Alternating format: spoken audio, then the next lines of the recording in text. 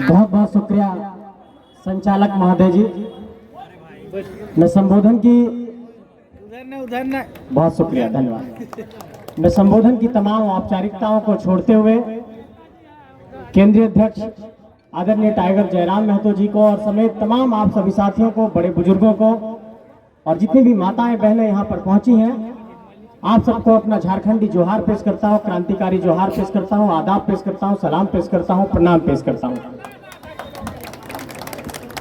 साथियों, मुझे ये लगता है कि जब झारखंडी भाषा खतियान संघर्ष समिति की कोई सभा चल रही होती है और जब वक्ता अपने विचारों को जब मंच के माध्यम से रख रहे होते हैं, तो बहुत सारे ऐसे विषय हैं जो तमाम वक्ता अपने अपने वक्तव्य के माध्यम से रख देते हैं। बहुत ज्यादा ऐसा होता है कि हम लोग किसी विषय का रिपीटिशन करते हैं। तो मैं बहुत ज्यादा वक्त नहीं लेते हुए सिर्फ इस बात पर आपका ध्यान केंद्रित कराना चाहता हूं और इस बात पर आपका जेहन में कुछ बिंदु को डालना चाहता हूं। मेरा स्वास्थ्य थोड़ा ठीक नहीं, इसलिए पहले की तरह थोड़ा सा जोशीले तौर पर नहीं बोल पाऊंगा, इसके लिए थोड़ा क्षमा चाहता हूं। लेकिन इस बात को आपको समझना होगा कि 10 जनवरी 2022 की वो तारीख जब झारखंड के तोपचाची के इलाके से, मानटांड के इलाके के कोई सामान्य सा नौजवान अगर सड़कों पर निकल करके इस आक्रोश की भावना के साथ इस बात को कहा था कि अगर ये झारखंड बना है तो यहाँ पर भाषाई तौर पर हो चाहे नियोजन के तौर पर हो, पहली प्राथमिकता झारखंडियों को मिलनी चाहिए और इस झारखंड में पहला अधिकार झारखंडियों को मिलेगा। देखिए, जब हम लोग किसी बंदूक में ट्रिगर को दबाते हैं तो गोली बहुत रफ्तार से निकलती है।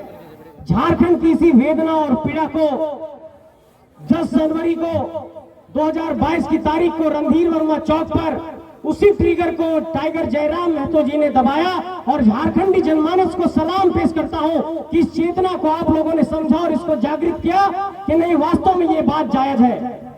लेकिन मैं एक बात कहना चाहता हूं कि ये पूरी लड़ाई, स्थानीयता की लड़ाई, नियोजन की लड़ाई, पुनर्वास की लड़ाई, विस्थापन की लड़ाई, नेतृत्व की लड़ाई, ये तो चलती रहेगी। लेकिन जो सबसे पहला बिंदु जिस पर केंद्रित करना है वो केंद्रित इस बिंदु पर करना है कि क्या नेतृत्व का कौशल गांव गलियारे से निकल रहा है, क्या नेतृत्व का कौशल किसी किसान मजदूर के घर से निकल रहा है, क्या नेता हमारे गांव घर से निकल रहे हैं। मैं यहीं से उदाहरण शुरू करता हूं। यहाँ के जो विधायक हैं इसलिए हैं कि किसी के कभी सेक्रेटरी हुआ करते थे। अभी बेरवा के जो विधायक है इसलिए विधायक है कि उनके पिताजी विधायक रहे।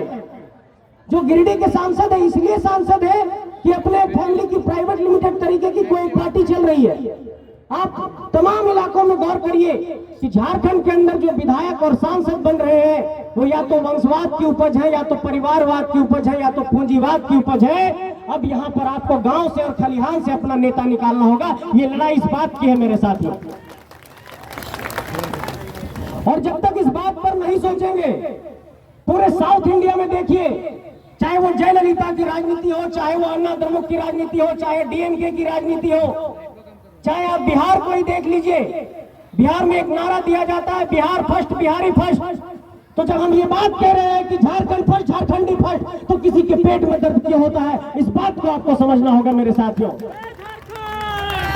किसी के पेट में दर्द इसलिए हो रहा है क्योंकि लोगों को लग रहा है कि ये आदिवासी, ये मूलवासी, ये झारखंड के खतियानी लोग, ये किसान मजदूर के बेटा बेटी लोग कहां से पीएचडी कर रहा है, कैसे लॉ कर रहा है, कैसे इन लोग पीजी कर लिया, कैसे हक अधिकार की बात करने लग रहा है। और उसके पेट में अब चुलबुली होने लग रही है कि अरे इन लोग तो सांसद विधायक बनने की बात कहता है। अरे सिर्फ सांसद बनाने और विधायक बनाने की बात नहीं करते हैं, हम लोग मुख्यमंत्री बनाने की बात कर रहे हैं। और 24 में ये सत्ता परिवर्तन का रास्ता हम लोग झारखंड के नौजवान बदल करके दिखाएंगे।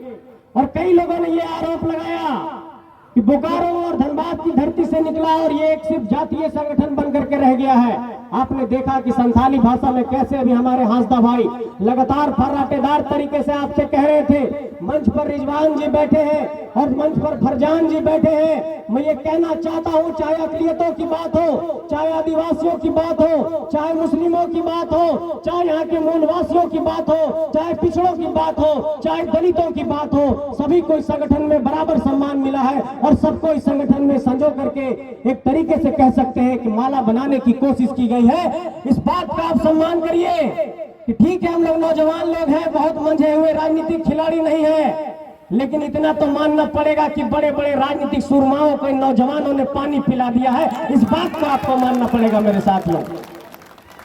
आज की तारीख में देखिए षड्यंत्र का क्या लेवल इन लोगों ने कर दिया है। आप लोग देखते हैं कि जब आंदोलन होता है तो चुन चुन करके जेबी केसेस के साथियों पर एफआईआर कर दिया जाता है, और आज इस मंच के माध्यम से झारखंड के 6,50,000 सीजीएल के अभ्यर्थी इस बात का इंतजार कर रहे हैं कि जेबी केसेस का इस मामले पर स्टैंड क्या है। मैं ये कहना चाहता हूं उन तमाम अभ्यर्थियों को कि झारखंड में देखिए शोषण और जुल्म की इंतहा किस कदर हो रही है कि 6.5 लाख अभ्यर्थी परीक्षा लिखने गए जेएसएससी सीजीएल की, और जब तक घर नहीं पहुंचे रास्ते में ही पेपर लीक की सूचना मिली, और इसको लेकर के हम लोगों ने विरोध किया 31 जनवरी की तारीख को, और उसके बाद जेबी केसेस के 15 साथियों पर एफआईआर किया गया है, हत्या के प्रयास का मुकदमा दर्ज किया गया है, और सरकारी काम में बाधा का मुकदमा दर्ज किया है, और कल ही इस पर एक एसआईटी सरकार ने गठित की है कि उच्च स्तरीय जांच करो। अरे सरकार में बैठे लोगों से ये पूछना चाहता हूं कि जिसने पेपर लीक कराया उसको कब पकड़ोगे, जो शिक्षा का माफिया है उसको कब पकड़ोगे, जो प्रश्न पत्र लीक करा रहा है उसको कब पकड़ोगे। इस आंदोलनकारियों को एफआईआर से दबाने की कोशिश मत करो। ये आंदोलन झुमरा पहाड़ से पारसनाथ पहाड़ से कटकम सांडी के पहाड़ी से लेकर के संथाल की पहाड़ियों तक, पलामू के नीलांबर पीतांबर की धरती तक पहुंच चुका है। पुलिस के एफआईआर से ये आंदोलन नहीं रुकेगा। अगर पुलिस में इतनी ताकत है तो जिसने पेपर लीक कराया उसको पकड़ करके सामने लाओ, तब जानेंगे कि तुम में पुलिसिया ताकत है। और इस पुलिसिया जुल्म के बुनियाद पर झारखंड के स्थानीयता की लड़ाई को, झारखंड के नियोजन की लड़ाई को, झारखंड के खतियानधारियों की लड़ाई को कमजोर करने की कोशिश की जा रही है। और ये बात लोगों के जेहन में डाला जा रहा है कि केस मुकदमा करके नौजवान लोगों को फंसा देंगे और उनको कमजोर करने की कोशिश करेंगे। हम लोग के संगठन में एक बहुत मतलब समझिए कि 20 साल भी उसकी उम्र नहीं हुई, सानिया प्रवीण, वो अपने घर में थी और उसके ऊपर उस दिन आंदोलन में केस कर दिया गया। समय कम है लेकिन मैं बात को एकदम अंत कर रहा हूं कि देखिए ये लड़ाई झारखंड में 4 बिंदुओं की है, 5 बिंदुओं की है। पहली लड़ाई इस बात को लेकर है कि झारखंड में स्थानीय नीति खतियान आधारित होनी चाहिए। दूसरी बात इस बात को लेकर के है कि झारखंड के नियोजन में चाहे 3rd और 4th ग्रेड की नौकरी हो, झारखंडियों के लिए 90% आरक्षित होनी चाहिए। तीसरी लड़ाई इस बात को है कि झारखंड में ओबीसी को रिजर्वेशन आज तक नहीं मिल पाया, और जब 77% रिजर्वेशन का विधेयक राज्यपाल के समझ गया तो राज्यपाल महोदय ने उसको रिजेक्ट कर दिया। चौथी लड़ाई इस बात को लेकर के है कि झारखंड के सरना धर्म के लोग कल एकजुट हुए थे मोराबादी के मैदान में, उनको भी ये संदेश देना चाहता हूं कि वो सरकार से ये मांग करते हैं कि उनके सरना धर्म कोड पर कुछ निर्णय लिया जाए। तो मैं ये कहना चाहता हूं कि आदिवासियों की इन भावनाओं के साथ भी हम लोग हैं। और 5वीं बात इस बात को लेकर के आपका ध्यान केंद्रित कराना चाहता हूं कि जहां भी जितना भी विस्थापन हुआ उन सारे जगहों पर पुनर्वास की एक बेहतर नीति बना करके हमारे लोगों को सही से मुआवजा दिया जाए। और नौजवानों की जो लगातार मांग रही है, चाहे वो जेटेट की परीक्षा हो, चाहे सीजीएल की परीक्षा हो, चाहे वो तमाम झारखंड की प्रतियोगी परीक्षा हो, चाहे वो जेपीएससी हो, उसको पारदर्शी तरीके से आयोजित कराया जाए, पेपर लीक नहीं कराया जाए, सेटिंग गेटिंग नहीं किया जाए, साठ-गांठ नहीं किया जाए, सीट नहीं बेचा जाए। यही मूल हम लोगों का मांग है और इसी मांग की बुनियाद पर इस आंदोलन को हम लोग आगे बढ़ा रहे हैं। आप लोगों से बस यही साथ चाहता हूं कि इस लड़ाई में साथ दीजिए, इस संगठन को साथ दीजिए। ये संगठन आपका है, ये संगठन पूरी तरीके से झारखंडियों को समर्पित है। कभी भी ये मत सोचिएगा कि आधिकारिक तौर पर अगर जेबी केसेस में हमारा कोई पद नहीं है तो जेबी केसेस को क्या योगदान दे सकते हैं। अगर जेबी केसेस को कोई योगदान देना चाहते हैं तो हर गांव में जाकर के 10, 20, 50 लोगों को इस विचारधारा को समझाइए, झारखंडियत की विचारधारा को समझाइए। यही आपकी असली सेवा होगी, यही झारखंड के प्रति आपकी असली सेवा होगी, यही झारखंड को आपको देने के लिए वैचारिक तौर पर आपका एक योगदान होगा।